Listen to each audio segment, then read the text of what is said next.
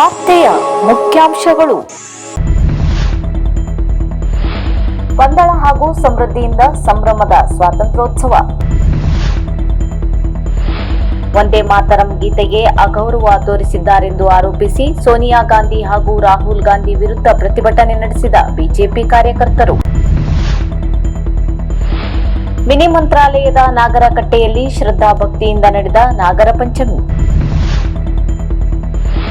Kumta railway ನಿಲ್ದಾಣದಲ್ಲಿ ಕೆಆರ್ಯುಸಿಸಿ ಸದಸ್ಯ ಶಾಸಕ ಭೀಮಣ್ಣ ಟಿ ನಾಯ್ಕ್ ಭೇಟಿ ನೀಡಿ ಪರಿಶೀಲನೆ. ನಾಣಿಕಟ್ಟದಲ್ಲಿ ಯಶಸ್ವಿಯಾಗಿ ಸಂಪನ್ನಗೊಂಡ ಯಕ್ಷಶ್ರಾವಣ ಗಾನ ವೈಭವ 96ನೇ ಹೆಜ್ಜೆ.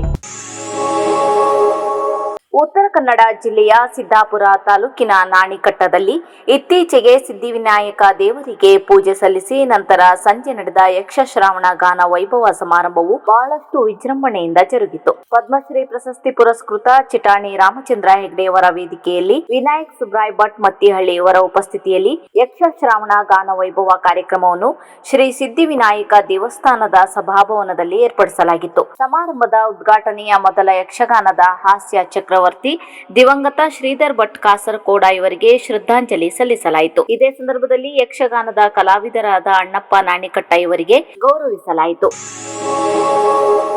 ಬಿಜೆಪಿ ಉತ್ತರ ಕನ್ನಡ ಜಿಲ್ಲಾ ಯುವ ಮೋರ್ಚಾ ವತಿಯಿಂದ ವಂದೇ ಮಾತರಂ ರಾಷ್ಟ್ರೀಯ ಗೀತೆಗೆ ಅಗೌರವ ತೋರಿರುವ ಕಾಂಗ್ರೆಸ್ ಮುಖಂಡರಾದ ಸೋನಿಯಾ ಗಾಂಧಿ ಹಾಗೂ ವಿಪಕ್ಷ ನಾಯಕ ರಾಹುಲ್ ಗಾಂಧಿ ವಿರುದ್ಧ ಶಿರಸಿಯ ಪೋಸ್ಟ್ ಆಫೀಸ್ ಸರ್ಕಲ್ನಲ್ಲಿ ಪ್ರತಿಭಟನೆ ನಡೆಸಲಾಯಿತು. ವಿಧಾನ ಪರಿಷತ್ನ ಮಾಜಿ ಶಾಸಕರಾದ ಆರ್.ಕೆ. ಸಿದ್ದರಾಮಣ್ಣ ಅವರು ಮಾತನಾಡಿ, ಮಹಾತ್ಮ ಗಾಂಧೀಜಿ ಸೇರಿದಂತೆ ಸ್ವಾತಂತ್ರ್ಯ ಹೋರಾಟದಲ್ಲಿ ಪಾಲ್ಗೊಂಡ ಎಲ್ಲರಿಗೂ ಅತ್ಯಂತ ಪ್ರೇರಣೆ ನೀಡಿದ ಗೀತೆ ವಂದೇ ಮಾತರಂ. ನಿನ್ನೆ ಕಾಶ್ಮೀರದಿಂದ ಕನ್ಯಾಕುಮಾರಿವರೆಗೆ ದೇಶದ 140 ಕೋಟಿ ಜನರು ಸ್ವಾತಂತ್ರ್ಯೋತ್ಸವವನ್ನು ಅತ್ಯಂತ ಸಂಭ್ರಮದಿಂದ ಆಚರಿಸಿದ್ದಾರೆ.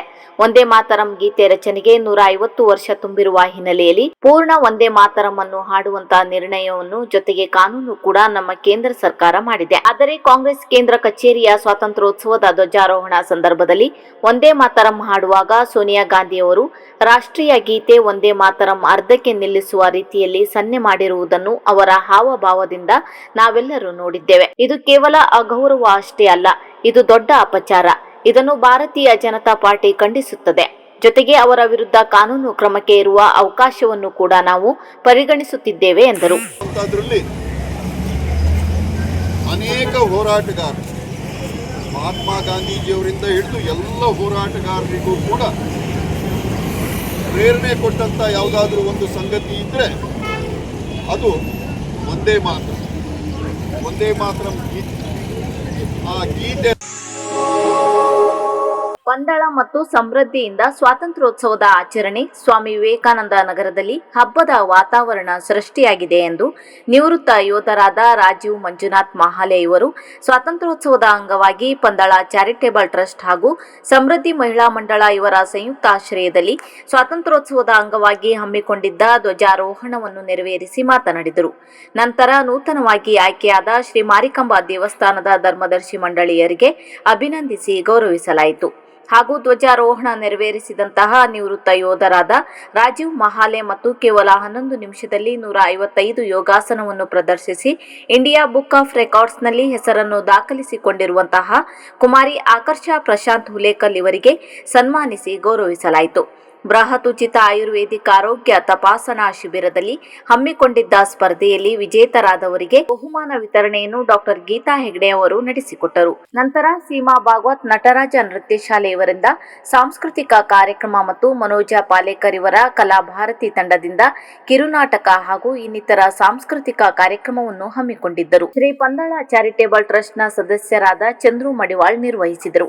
ಈ ಸಂದರ್ಭದಲ್ಲಿ ಶ್ರೀ ಪಂದಳ ಚಾರಿಟೇಬಲ್ ಟ್ರಸ್ಟ್ ಹಾಗೂ ಸಮೃದ್ಧಿ ಮಹಿಳಾ ಮಂಡಳದ ಸರ್ವ ಸದಸ್ಯರು, ಸ್ವಾಮಿ ವಿವೇಕಾನಂದ ನಗರ, ಕೆಎಚ್ಪಿ ಕಾಲೋನಿ, ಎಸಳೆ ಹಾಗೂ ಶಿರ್ಸಿ ತಾಲೂಕಿನ ಸಾರ್ವಜನಿಕರು ಉಪಸ್ಥಿತರಿದ್ದರು. ಇಲ್ಲಿಯ ಮಿನಿ ಮಂತ್ರಾಲಯದ ಆವರಣದಲ್ಲಿ ನೂತನವಾಗಿ ನಿರ್ಮಿಸಿರುವ ನಾಗರಕಟ್ಟೆಗೆ ಹಾಲು ಎರೆದು ಪೂಜೆ ಸಲ್ಲಿಸಲು ಭಕ್ತರ ದಂಡೆ ಹರಿದು ಬಂದಿತ್ತು. ಬೆಳಿಗ್ಗೆ ಸೂರ್ಯ ಮೂಡಿ ಆತನ ಕಿರಣ ನಾಗರಕಟ್ಟೆಗೆ ಮುಟ್ಟಿದಂತೆ ಇತ್ತ ಭಕ್ತರು ಸರತಿ ಸಾಲಿನಲ್ಲಿ ಬಂದು ನಾಗಪ್ಪನಿಗೆ ಸಂಪ್ರದಾಯದಂತೆ ಹಾಲಿನ ಅಭಿಷೇಕ ಮಾಡಿದರು. ಬಂದಂತಹ ಭಕ್ತರಿಗೆ ಲಾಡು ಪ್ರಸಾದದ ಜೊತೆಗೆ ಕೋಸಂಬರಿ ಪ್ರಸಾದದ ವ್ಯವಸ್ಥೆ ಕೂಡ ಮಾಡಲಾಗಿತ್ತು. ಈ ವ್ಯವಸ್ಥೆಯನ್ನು ಶ್ರೀ ರಾಘವೇಂದ್ರ ಮಠದ ಅಧ್ಯಕ್ಷರಾದ ಕೆರೆ ಹೆಬ್ಬಾರ್ ಅಚ್ಚುಕಟ್ಟಾಗಿ ಮಾಡಿದರು. ಕೊಂಕಣ ರೈಲ್ವೆ ಬಳಕೆದಾರರ ಸಲಹಾ ಸಮಿತಿ ಸದಸ್ಯರಾದ ಶಾಸಕ ಭೀಮಣ್ಣ ಟಿ ನಾಯ್ಕ ಅವರು ಕುಮಟಾ ರೈಲ್ವೆ ನಿಲ್ದಾಣಕ್ಕೆ ಭೇಟಿ ನೀಡಿ ಮೂಲಭೂತ ಸೌಕರ್ಯ ಹಾಗೂ ಪ್ರಗತಿ ಪರಿಶೀಲನೆ ನಡೆಸಿದರು. ತಪಾಸಣೆಯ ವೇಳೆ ನಿಲ್ದಾಣದ ಸ್ವಚ್ಛತೆ, ಕುಡಿಯುವ ನೀರಿನ ವ್ಯವಸ್ಥೆ, ಪ್ರಯಾಣಿಕರ ಕಾಯುವ ಕೊಠಡಿ, ಶೌಚಾಲಯ ಹಾಗೂ ಸುರಕ್ಷತಾ ಕ್ರಮವನ್ನು ಶಾಸಕರು ಖುದ್ದಾಗಿ ವೀಕ್ಷಿಸಿದರು. ಬಳಿಕ ಪ್ರಯಾಣಿಕರಿಗೆ ಎದುರಾಗುತ್ತಿರುವ ಸಮಸ್ಯೆಗಳ ಕುರಿತು ಚರ್ಚಿಸಿದರು. ನಮ್ಮ ಭಾಗದ ಜನರಿಗೆ ಸುಸರ್ಜಿತ ಹಾಗೂ ಸುರಕ್ಷಿತ ರೈಲು ಪ್ರಯಾಣದ ಸೇವೆ ಸಿಗಬೇಕೆಂಬುದು ನಮ್ಮ ಆದ್ಯತೆಯಾಗಿದೆ. ಕೊಂಕಣ ರೈಲ್ವೆ ವ್ಯಾಪ್ತಿಯಲ್ಲಿ ಮೂಲ ಸೌಕರ್ಯಗಳ ಅಭಿವೃದ್ಧಿಗೆ ಕೆಆರ್ಯುಸಿಸಿ ವೇದಿಕೆಯ ಮೂಲಕ ನಿರಂತರ ಶ್ರಮಿಸಲಾಗುವುದು ಎಂದು ಶಾಸಕ ಭೀಮಣ್ಣ ಟಿ ನಾಯ್ಕ ಅವರು ಈ ಸಂದರ್ಭದಲ್ಲಿ ತಿಳಿಸಿದರು. ಈ ಸಂದರ್ಭದಲ್ಲಿ ಕೊಂಕಣ ರೈಲ್ವೆ ಇಲಾಖೆಯ ಅಧಿಕಾರಿಗಳು, ಸ್ಥಳೀಯ ಮುಖಂಡರು ಉಪಸ್ಥಿತರಿದ್ದರು.